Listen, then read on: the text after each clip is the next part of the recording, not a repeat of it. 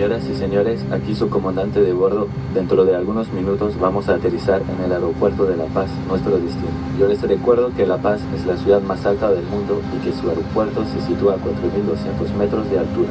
Algunos de ustedes podrán sufrir dificultades al desembarcar debido a la falta de oxígeno. Si usted siente el más mínimo signo de malestar, consulte al servicio médico del aeropuerto inmediatamente. En general, cierta fatiga y algunas dificultades para hacer esfuerzos es normal durante algunas horas. Estos efectos deberán disminuir al llegar al centro de la ciudad, 500 metros más abajo. Yo les deseo que llegarán a adaptarse y que tengan una excelente estadía en Bolivia.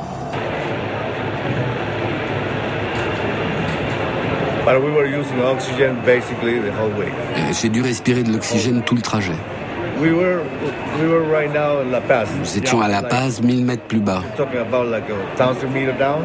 Quand nous sommes arrivés aux portes de l'aéroport, je me suis senti mal. Très mal. J'ai essayé de soulever mon sac, mais c'était impossible. Tout ça à cause du manque d'air. J'avais besoin d'air. La Paz, une mégapole mondialisée et ses gratte-ciels en très haute montagne. Une véritable curiosité urbaine. En aval du Rio Abajo, la survivance d'un monde rural parsemé d'haciendas. Don Jaime, avocat et historien paceñen, car c'est ainsi qu'on nomme ceux de La Paz, a passé sa vie sur les hauteurs de la mégapole, avant de s'établir 800 mètres en contrebas. Sa santé ne lui permettait plus d'affronter l'altitude. C'est le singulier destin d'une ville qu'il veut raconter. Ou comment une exception géographique finira par changer l'avenir politique d'une nation tout entière. Une personne qui prend soin de sa vie, de sa famille, ne viendra pas facilement vivre à La Paz. Parce que La Paz se situe à une altitude de 3800 mètres. Vivre dans cette zone implique un grand sacrifice pour l'être humain. La Paz est une ville extrême. Extrême en danger, extrême en changement, extrême en mouvements sociaux. Dans tous les domaines de la vie, La Paz est une ville extrême. Si on parle d'environnement, La Paz est un danger. La Paz rencontre des dangers imprévisibles. Du point de vue social, c'est identique. La Paz est une concentration pluriculturelle du pays. Ici, à La Paz, s'il y a une révolution, il y aura un changement de gouvernement. Il peut y avoir un grand mouvement politique à Tarija ou bien à Santa Cruz. Ça n'aura aucune incidence.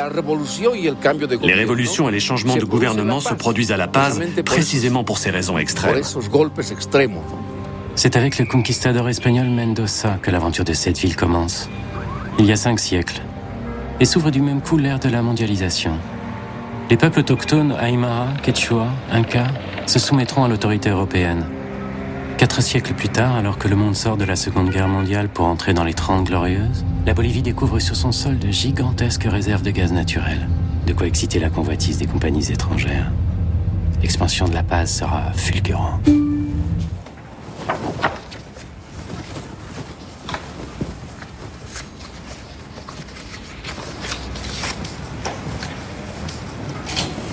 Quand je suis arrivé ici, dans la ville de La Paz, ça fait déjà presque 30 ans, autour de 28 ans. Ce n'était pas une ville aussi brutale qu'elle l'est actuellement. Théoriquement, une ville comme La Paz, comportant autant d'édifices, a très peu de chances d'exister. L'espace est réduit, on a beaucoup bâti. C'est une topographie très particulière.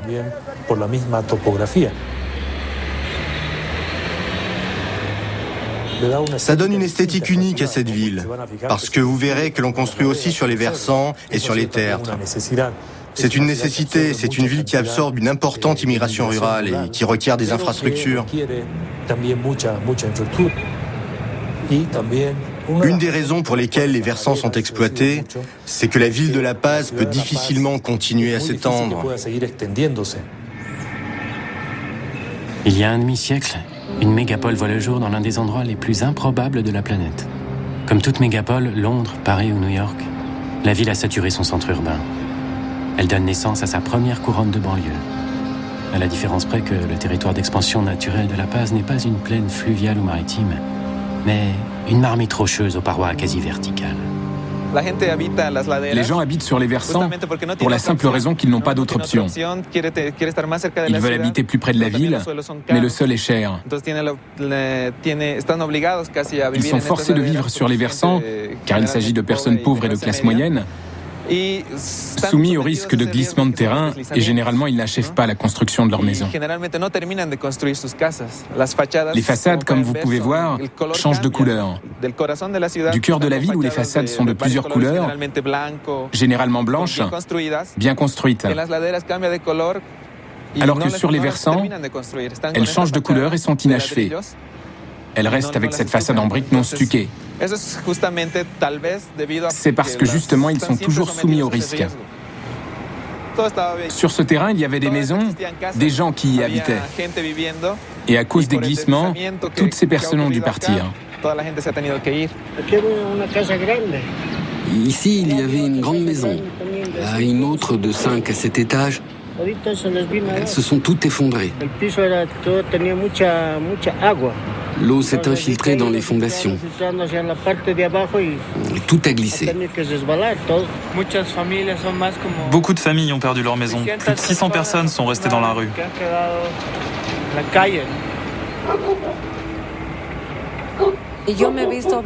J'ai dû abattre des murs pour retirer du poids, parce que je souhaite protéger la vie de tous les habitants, ainsi que la mienne. La mairie a fait quelques travaux de stabilisation, mais malheureusement ce n'est pas suffisant, étant donné qu'ils n'ont pas terminé. Qu'on ne se méprenne pas. La première banlieue de La Paz, les Laderas, littéralement les côtés, n'est pas un agglomérat de favelas à la brésilienne. Y vit la classe moyenne, des fonctionnaires, des employés de bureau et la classe populaire émergente. Malgré la précarité des conditions géologiques, c'est l'approche banlieue. Et ses loyers sont déjà chers. La banlieue verticale et ses 300 000 banlieusards payent le prix fort pour travailler dans les tours, 500 mètres en contrebas.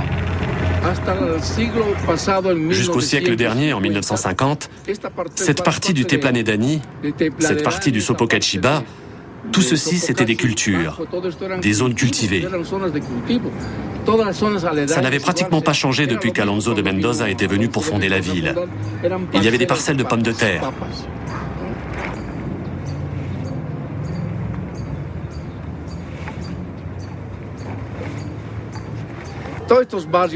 Tous ces quartiers en marge sont partis de rien.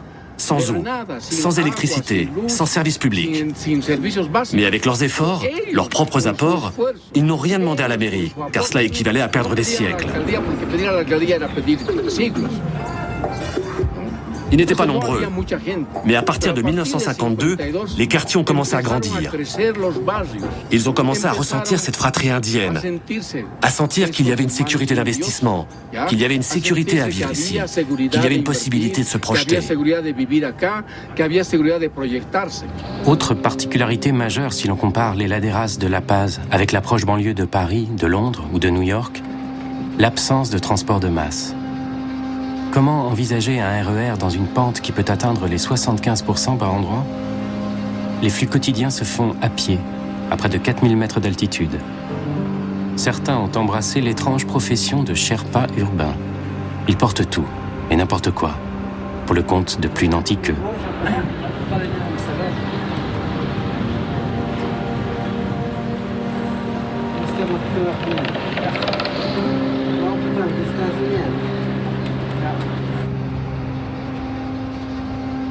Sans doute rêve-t-on d'un réseau futuriste de funiculaires, de l'urbanisme fiction en regard des coûts et des défis technologiques à relever.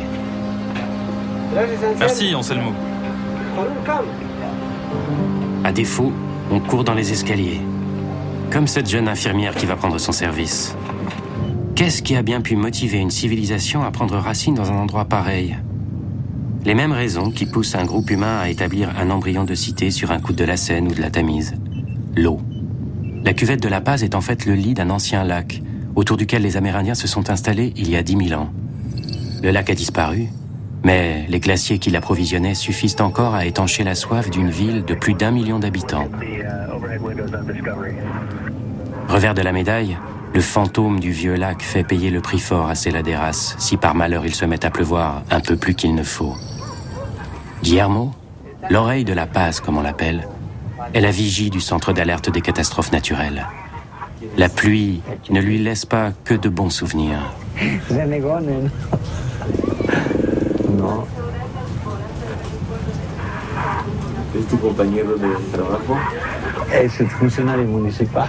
Ah, il est fonctionnaire municipal. Quand je sors, il surveille à la fenêtre. On le paye avec de petits os. C'est un fonctionnaire bon marché. Il n'y a pas la sécurité sociale.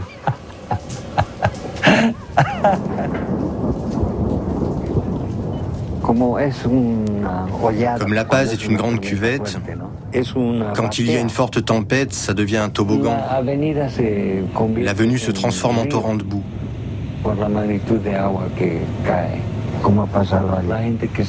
Il n'y a pas longtemps, un petit kiosque de vente a été emporté par le courant. Ces gens sont morts noyés, sont réapparus dans le Rio Abajo, à 8 km du centre-ville. Tant de personnes ont été emportées par le courant. C'était horrible. Vraiment horrible. On habite dans un monde à l'envers. Dans le monde à l'envers, les jambes vers le haut, comme dirait Eduardo Galeano. Et les riches habitent plus bas, dans la partie toute chaude. Les pauvres sont dans la partie la plus froide et la plus haute. Les absurdités de la vie. Nous autres, nous pensons que l'augmentation permanente de la population est assez problématique. Nous en sommes actuellement à 1 million. Mais aucune politique urbaine n'est appliquée pour prendre soin et protéger les populations qui y vivent.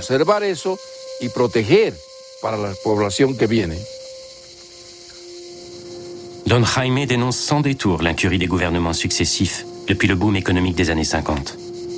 Tous ont renoncé à résoudre la trop difficile équation passénienne. Une contrainte géographique exceptionnelle alliée à une démographie explosive. La suite est édifiante. Au début des années 80, la Bolivie subit de plein fouet le second choc de l'énergie et la crise des matières premières, qui plonge la planète entière en récession. Les régions minières de Potosí, du pourtour du lac Titicaca, lesquelles emploient des centaines de milliers d'ouvriers, majoritairement des Indiens, sont dévastées par le chômage. En quelques mois, on assiste à la fin d'un monde. L'exode est massif.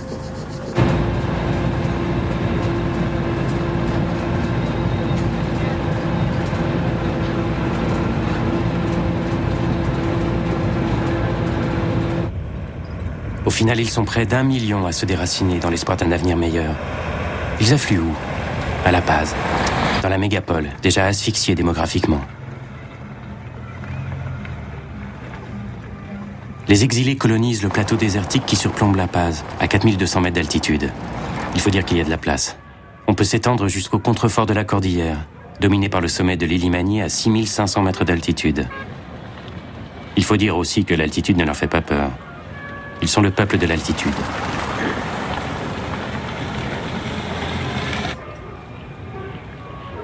C'est toute l'indianité bolivienne qui s'établit au-dessus de La Paz.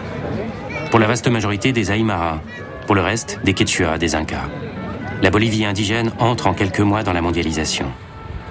Ils sont robustes, pragmatiques et mystiques. Ils tirent leur force de la Pachamama, la terre-mère.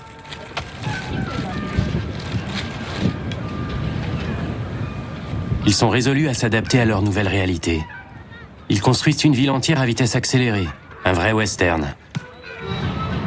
En quelques années, ils bâtissent des écoles, des hôpitaux, organisent des échanges avec le centre urbain de La Paz, qui réembauche à la faveur de la reprise économique. De mineurs, agriculteurs, ils deviennent ouvriers, commerçants, accèdent aux emplois de bureau. Fortement déconsidérés par la population du centre urbain à majorité hispanique, ils fondent leur émergence sociale sur une organisation communautaire structurée, cimentée par la spiritualité. Leur ville s'appellera El Alto, la Haute.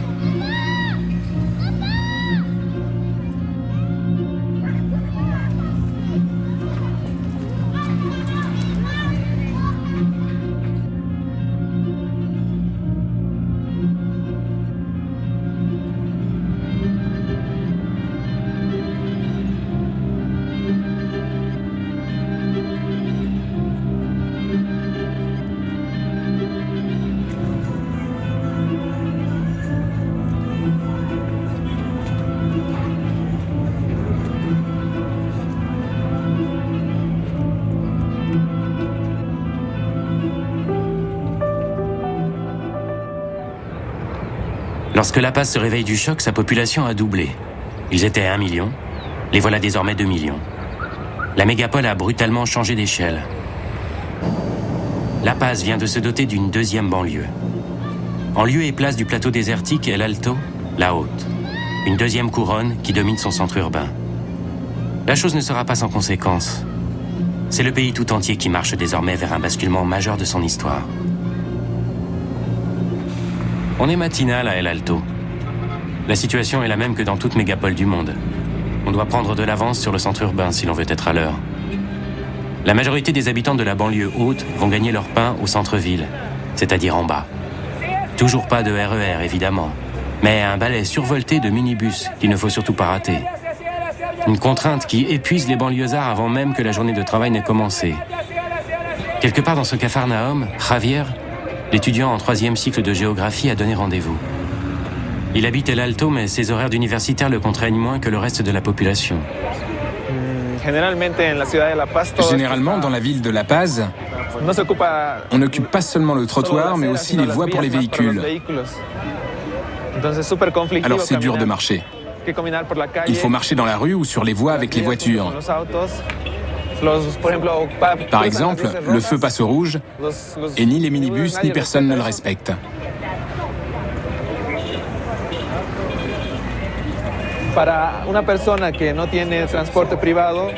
Pour quelqu'un qui n'a pas de moyens de transport privé et qui utilise les transports publics, c'est difficile d'avoir accès au centre de La Paz. La seule option pour descendre à La Paz, c'est la voie que doivent prendre les minibus. Ces minibus sont surchargés, sans compter les camions-citernes qui fournissent la ville en produits de première nécessité. Camiones de gasolina, camiones cisternas que proveen de productos básicos a la ciudad. Entonces es una situación difícil, pérdidas económicas. C'est une situation difficile. Perte économique, perte de temps, chaos dans la circulation, insécurité avec beaucoup d'accidents. Et le problème ne cesse d'augmenter. Certains événements peuvent bloquer le carrefour et ni La Paz ni El Alto n'y sont préparés. Situation étrange que celle d'une énorme banlieue dont l'unique voie d'accès à son centre urbain passe par un carrefour. Qu'adviendrait-il si des événements comme le laisse entendre Javier venaient à le bloquer? Des événements sociaux, par exemple? Car les inégalités sont criantes entre La Paz et El Alto. Le blocage des trains de banlieue n'est-il pas une stratégie syndicale assez classique dans nos villes en cas de conflit social? Parions que ce carrefour ne tarderait pas à peser lourdement sur la ville tout entière. À suivre. El Alto, qui est une ville relativement récente, 1985, supporte tout ceci. Elle héberge toute cette population. C'est toute cette charge de population qui se déverse au cœur de ce qui s'est transformé en une immense métropole. Et ici, on voit la limite de la municipalité. Politiquement, la limite, c'est le dénivelé. La Paz se trouve en dessous, El Alto se trouve au-dessus, derrière la crête. Aujourd'hui, El Alto a une identité propre. Par exemple, avant, les personnes de La Paz s'appelaient Paseños. Et El Alto était un quartier de La Paz. Mais maintenant, El Alto a tellement grandi que nous nous appelons les Alteños. Je suis moi-même un Alteño.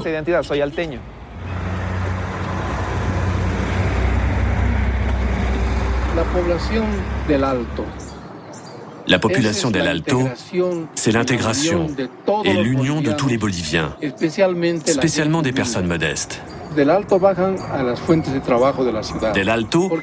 ils descendent travailler en ville, parce qu'un travailleur pauvre ne peut pas se loger à La Paz.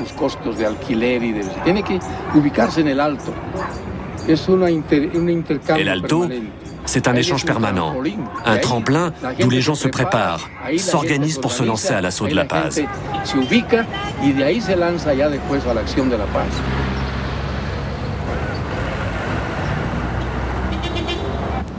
Une rue tranquille du centre d'El Alto où réside désormais la classe moyenne. Ici habite la famille d'Humberto, chauffeur de taxi. Un Aymara des hauts plateaux, qui s'est établi ici avec sa femme Flora lors des premières vagues d'immigration. Ils ont fait du chemin depuis, eux et leurs 2 enfants, même si le quotidien reste assez rustique. À El Alto, on n'est pas douillet.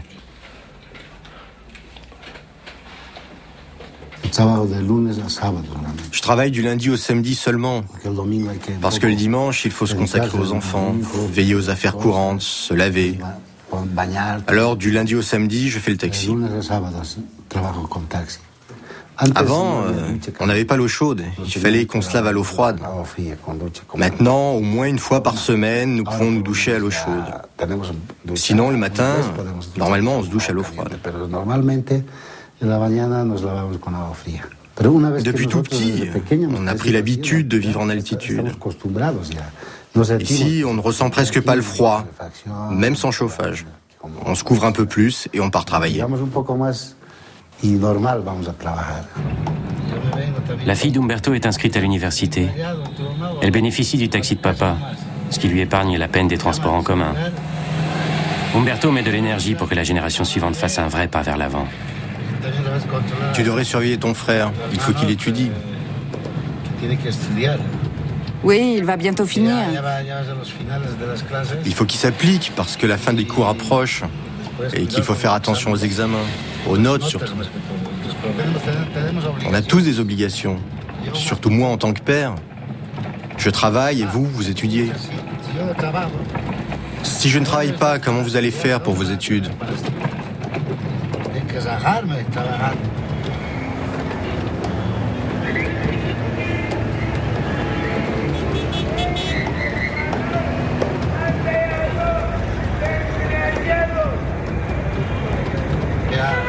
Ce soir, si j'arrive pas pour le dîner, manger.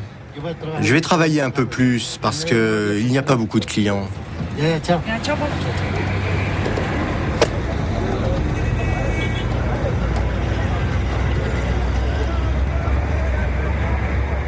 Il y a beaucoup de gens qui disent « Je vais aller à La Paz parce que je voudrais devenir ministre ».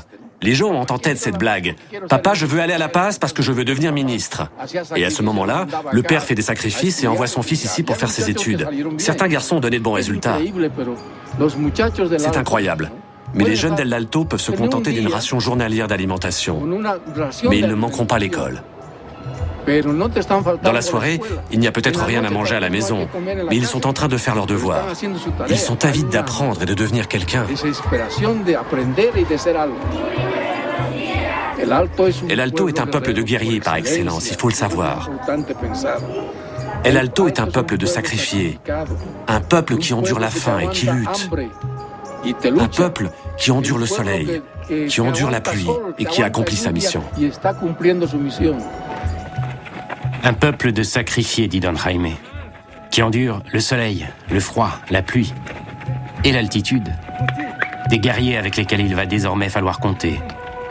Ces jeunes se dépensent à plus de 4000 mètres d'altitude. Une génération de footballeurs redoutés a d'ailleurs émergé d'El Alto. Pour l'anecdote, les Brésiliens refusent désormais de venir jouer à La Paz. Ils ont perdu à cause de l'altitude, disent-ils. Sans même parler de l'Argentine qui vient d'encaisser 6-1.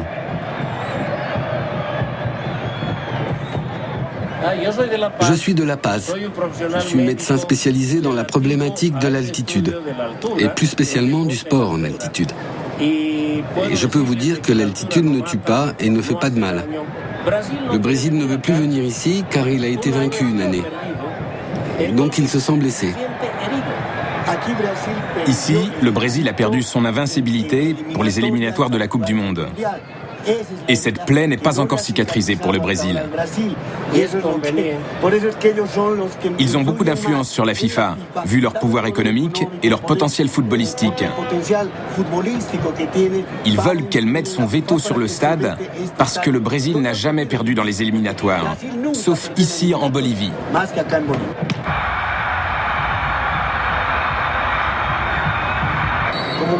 Comme tous les pays du monde, le Brésil profite des villes où la température est très élevée. Il joue. La Colombie, c'est pareil. Elle joue des matchs à Barranquilla, qui est une ville où la chaleur est extrême. Chaque fédération et chaque association, dans son pays, profite des conditions naturelles qu'il possède. Il existe une sorte d'inadaptation à l'altitude, ce qui peut être maîtrisé facilement.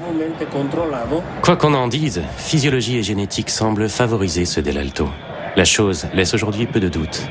à l'évidence, ce territoire suburbain leur était destiné. Après la grande crise, la conversion économique de la Bolivie s'est largement appuyée sur les capacités d'adaptation culturelle, mais également génétique des populations indigènes. L'expansion de la Paz repose en partie sur l'exception physiologique de ces groupes humains. Faut-il le dire, la diversité génétique est un atout pour la mondialisation. La diversité génétique aidée par la coca. La coca régule la physiologie de l'altitude depuis des milliers d'années sur les hauts plateaux. C'est un produit de première nécessité, au même titre que l'eau, le sucre et le sel.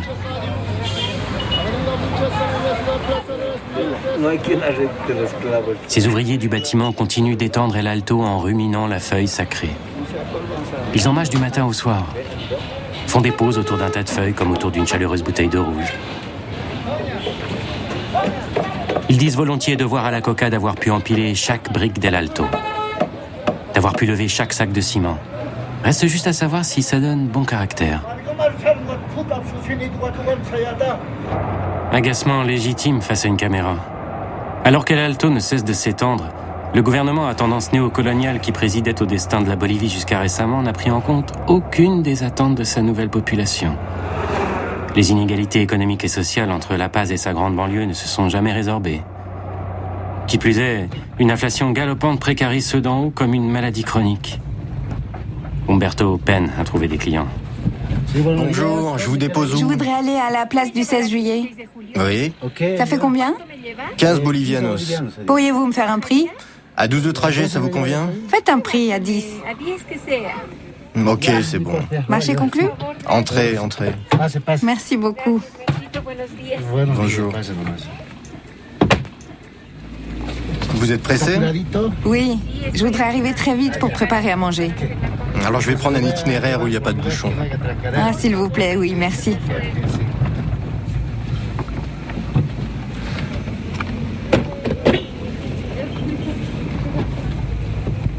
Tout a augmenté. La nourriture, les légumes. Les produits de première nécessité. Oui, les produits de première nécessité. On n'arrive plus à les acheter. J'espère que comme le prix du poulet a baissé, le prix des légumes aussi. Pourvu que les prix baissent, parce qu'on est tous touchés. Et pour ceux qui ont beaucoup d'enfants, pour le petit déjeuner, le pain a augmenté aussi. Alors comment ils font? Je pense qu'ils doivent couper le pain en deux maintenant. Avant, on achetait 10 pains. Maintenant, seulement 8 pour le même prix. On en mange moins. Oui, c'est terrible. Mais qu'est-ce qu'on peut y faire? Il faut qu'on travaille. Moi aussi, je travaille tous les jours avec mon taxi. C'est comme ça que je me bats.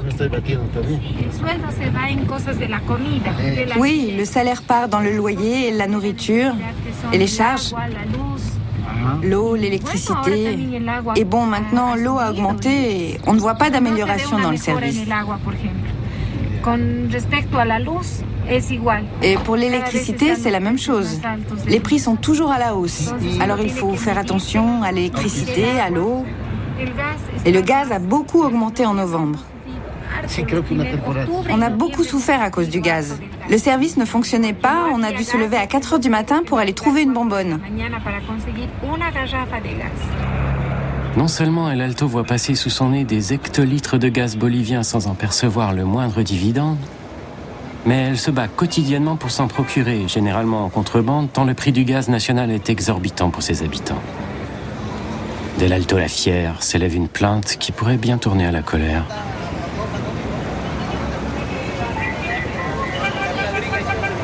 Il y en a qui retirent les bénéfices et nous, on souffre. Il faut seulement continuer à se battre. On va s'en sortir. On n'est plus très loin. Merci beaucoup.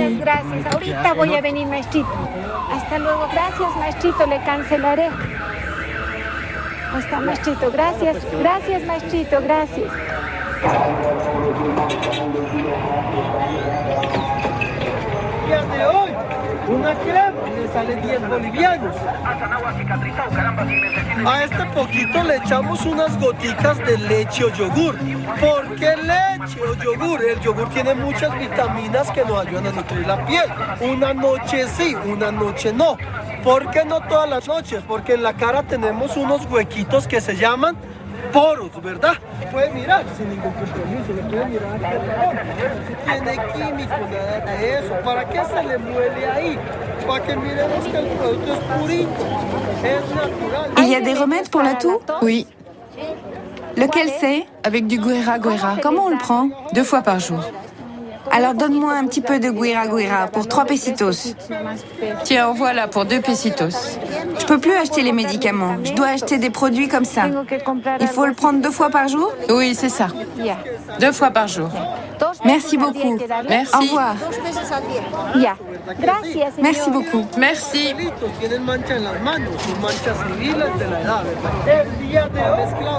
Malgré les difficultés croissantes, Umberto ne se départ pas de son sourire communicatif.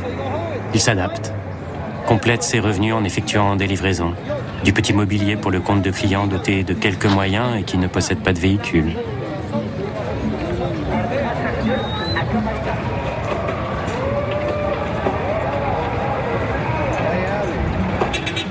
Umberto doit livrer son matelas dans un quartier excentré, réputé pour n'être pas très sûr. Comme l'inflation, l'insécurité et le crime ont également beaucoup progressé à El Alto.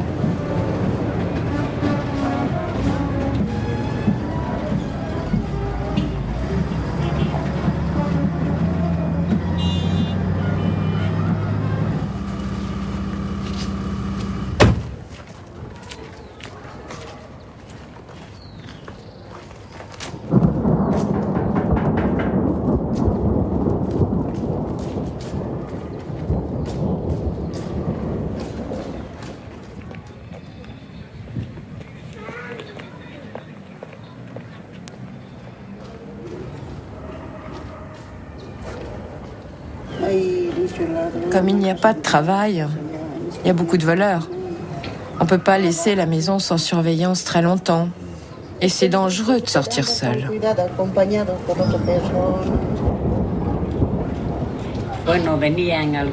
Des voleurs venaient pour cambrioler les maisons, des malfaiteurs attaquaient, et pour éviter ce problème, on m'a suspendu des épouvantails.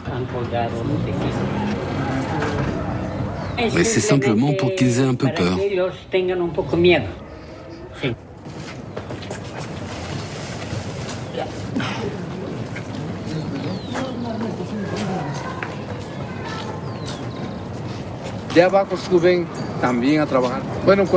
Quand on est à El Alto et qu'on se balade entre les ruelles, chacune d'entre elles est une communauté. C'est une grande maison où tout le monde habite. Ils se connaissent tous et tous reconnaissent les niveaux d'autorité. Bien sûr, la sécurité civile n'est pas une garantie pour toute la population d'El Alto. Les effectifs de la sécurité civile et de la police ne peuvent pas suivre une telle croissance de population. Alors la sécurité civile naît de l'organisation de la communauté. Ils accrochent à chaque poteau un avertissement. Ils pendent un épouvantail qui signifie « Si tu viens voler ici, que tu te comportes mal, voici ta sentence. Nous allons te pendre. » El Alto a longtemps été perçu comme une Cendrillon. Pendant que La Paz luttait, personne ne prêtait attention à El Alto.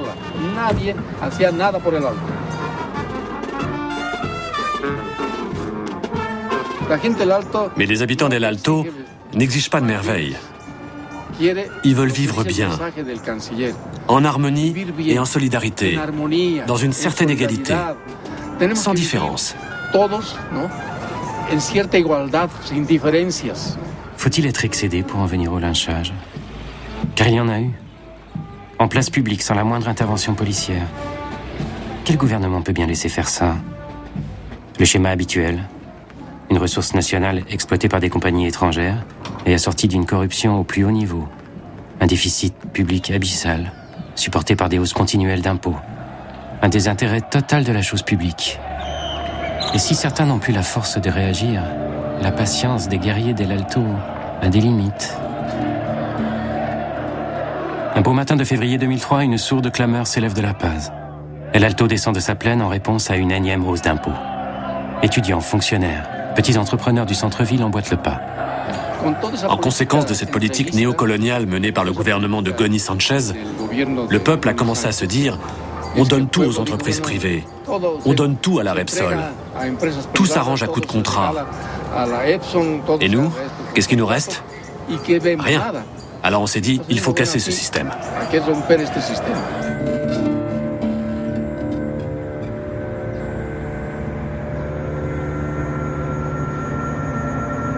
Au long de la route qui mène à la haute banlieue, les tags encouragent un certain Evo.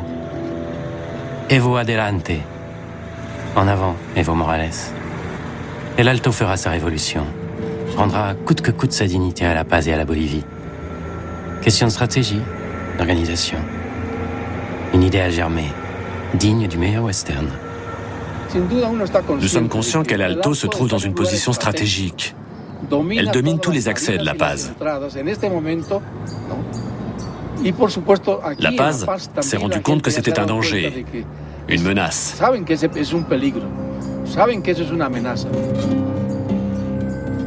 Je crois que les habitants d'El Alto ont beaucoup plus de poids que ceux de La Paz.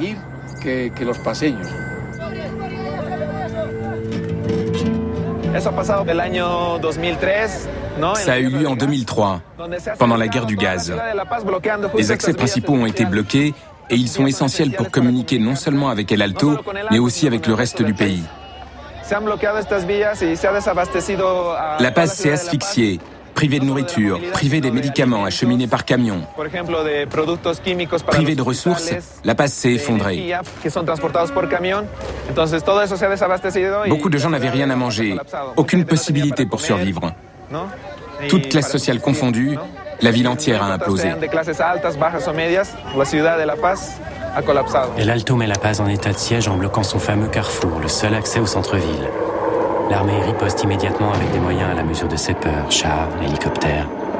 Une banlieue vient de déclarer la guerre à son centre urbain et tente de libérer le pays d'un gouvernement qui spolie son peuple depuis 50 ans. La belle histoire.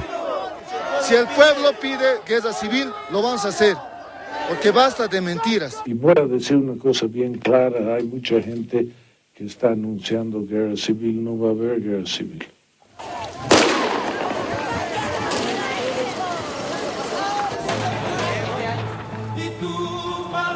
La decisión de la Federación Departamental de Cooperativas Mineras de Oruro era llegar aquí a la ciudad de La Paz para pedir la renuncia de Gon. Le peuple n'accepte plus aucun mensonge. Il n'y a plus de démagogie. Il y a un peuple conscient, un peuple qui sait ce qu'il veut et à quoi il peut prétendre. Il a donné sa vie en sachant qu'il n'avait même pas une pierre pour se défendre. Mais il a fait la révolution d'octobre pour le changement dont il avait besoin et qu'il appelait de ses vœux. Peu importe la mort, nous serons des millions. Le premier jour, ils étaient 1000. Le lendemain, 10 000. Le flot ne cessait d'augmenter. Et ces messieurs de l'armée se sont aperçus qu'ils ne pouvaient pas combattre une telle marée humaine. C'est pour cette raison que les autorités militaires ont répondu au gouvernement « Nous ne pouvons pas tuer le peuple. Nous ne pouvons pas. » L'armée a donc arrêté Goni. Mais il continuait de dire « Exécutez les ordres, exécutez les ordres. » Ce à quoi l'armée répondait « Nous ne pouvons pas tuer le peuple. »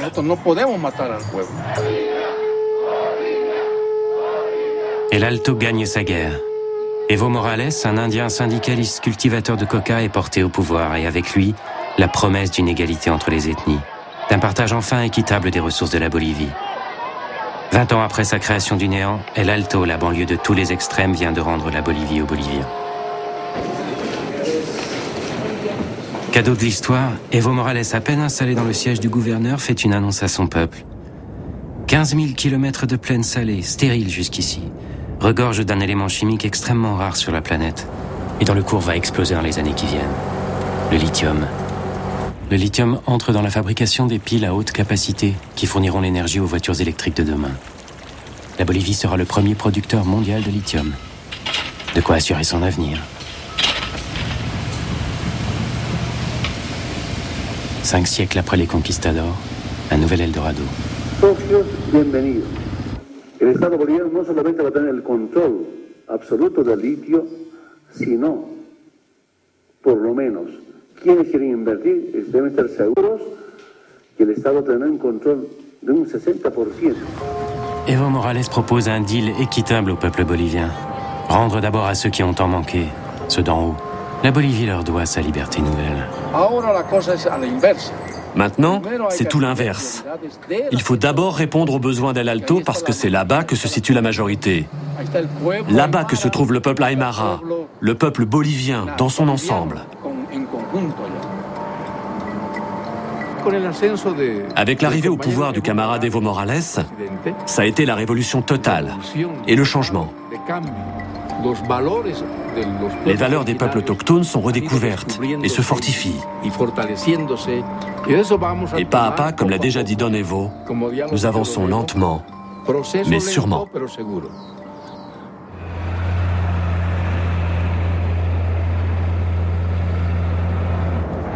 Là où El Alto se dissout dans la plaine vierge, là où tout a commencé 25 ans plus tôt, quand la Bolivie, terrassée par la crise, se précipitait pour fonder la plus haute banlieue du monde.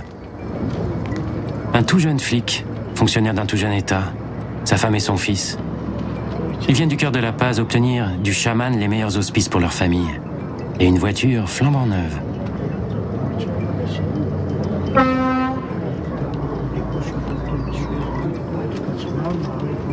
Il y a 5 siècles, Mendoza débarquait ici par la même route. Il amenait par la force l'espagnol et le catholicisme, repartait avec de l'or et fondait sa ville, La Paz, la ville la plus haute du monde moderne. Il initiait la mondialisation et sa déconcertante diversité urbaine.